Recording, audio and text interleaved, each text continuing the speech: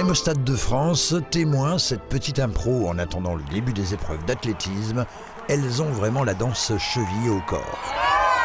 Vivre les Jeux Olympiques de Paris de l'intérieur l'été dernier, c'était un rêve pour certaines, rendu possible par la DMA, la Danse Moderne Academy de Remiremont. Une récompense pour l'engagement des élèves dans la vie de l'association.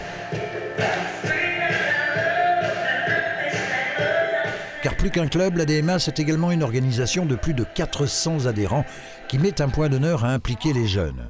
Soutenus par la structure, 4 d'entre eux vont par exemple s'engager davantage et intégrer le conseil municipal des jeunes de la ville de Remiremont pour la mandature 2024-2026. La danse, ça représente un loisir.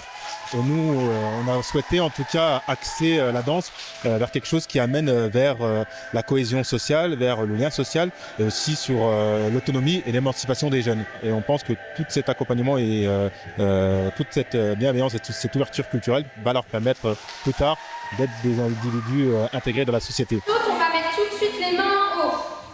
Saute, et quand on shoot, on met les mains en bas. Un projet global est porté bénévolement depuis 2020 par Mélanie, ancienne danseuse de la DMA, devenue coach, qui pour récompenser ses élèves leur a donc permis de se rendre aux Jeux Olympiques de Paris 2024, mais également de se produire au Salon de l'Agriculture l'an dernier. On ne pensait pas du tout pouvoir participer à des événements comme ça.